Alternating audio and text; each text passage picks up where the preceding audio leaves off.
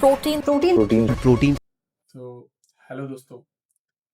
आज हम एक बहुत इम्पॉर्टेंट मैक्रोमोलिक्यूल के बारे में बात करेंगे और जिसको अक्सर हम लोग नज़रअंदाज कर देते हैं अपने डाइट में स्पेशली, दैट इज़ प्रोटीन। देखिए, प्रोटीन जो है उसको प्राइमरी हम लोग जैसे डेफिनेशन उसकी जो होती है दैट इज़ उसको building block of the cell या बिल्डिंग ब्लॉक ऑफ बॉडी कहा जाता है। हमारे लिए क्यों इम्पोर्टेंट है प्रोटीन? तो देखिए, हमारे बॉडी में रिपेयरिंग का काम जितना है वो मेजॉरिटी प्रोटीन करता है। हमारी बॉडी में हॉर्मोन्स जितने हैं मेजॉरिटी प्रोटीन्स हैं, बहुत सारे, इवन बहुत सारे हॉर्मोन्स प्रोटीन हैं। हमारी बॉडी में एंजाइम्स जो किसी भी रिएक्शन को कराने का काम करते हैं, जल्दी कराते हैं किसी रिएक्शन को, वो मेजॉरिटी एंजाइम ही है। फिर हमारी बॉडी में किसी चीज़ को ट्रांसपोर्ट करने के लिए अगर कोई मटेरियल चाहिए तो that is also made up of protein, जिसको ट्रांसपोर्टर प्रोटीन कहते हैं। हमारी एंटीबॉडीज जो हमें बीमारियों से बचाने का काम करती है वो भी प्रोटीन का बना हुआ है। इतने सारे जब मल्टीपल फंक्शंस हैं प्रोटीन के, तो ऑब्वियस सी बात है कि हमें बहुत ज़्यादा हमारे लिए क्या हो जाएगा, ये इंपॉर्टेंट। अगर आपको अपने हेयर सही रखने हैं तो भी प्रोटीन की ज़रूरत पड़ेगी। स्किन के लिए प्रोटीन है, हमारी हेल्थ के लिए, ओवरऑल हेल्थ के लिए हमारे लिए प्रोटीन बहुत ज़्यादा ज़रूरी है।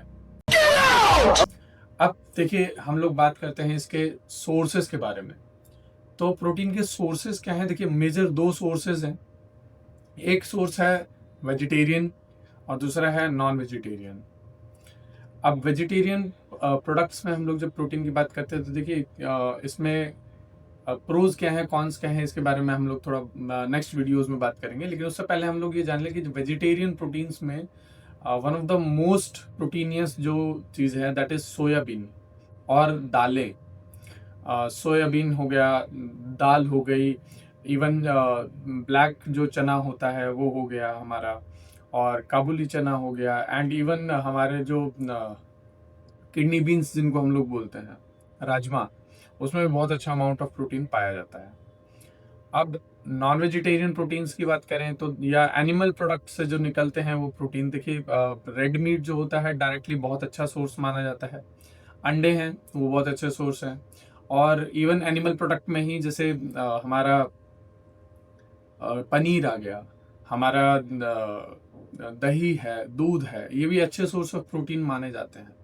पॉइंट ये आता है कि हमें डेली इनटेक कितना करना चाहिए प्रोटीन का। तो देखिए, ऑन एन एवरेज अगर आपका वेट सपोज करो कि 80 केजीज है, तो आपको एटलीस्ट, अगर आप बहुत हैवी वर्कआउट वगैरह नहीं करते हो, तो 80 ग्राम्स ऑफ प्रोटीन आपको इनटेक करना पड़ेगा, ताकि आप लॉन्ग टर्म तक अपने हेल्थ को सस्टेन कर पाओ।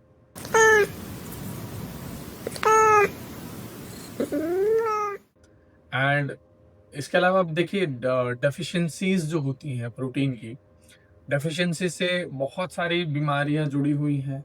और इंडिया में स्पेशली बहुत मेजॉरिटी लोगों में प्रोटीन की डेफिशिएंसी है, क्योंकि जब हम अपने खाने की जब बात करते हैं तो हमारी थाली में आइदर चावल होगा, आइदर रोटी होगी, और मेजॉरिटी ऑफ कार्बोहाइड्रेट्स और फैट होता है। हमारी प्लेट में प्रोटीन की मात्रा कम है। तो अगले वीडियो में हम लोग जानेंगे कि किस तरीके से हम लोग प्रोटीन की डेफिशिएंसीज क्या होती हैं, कैसे उसको कम किया जा सकता है, और प्रोटीन की बायो अवेलेबिलिटी क्या चीज़ है। Thank you.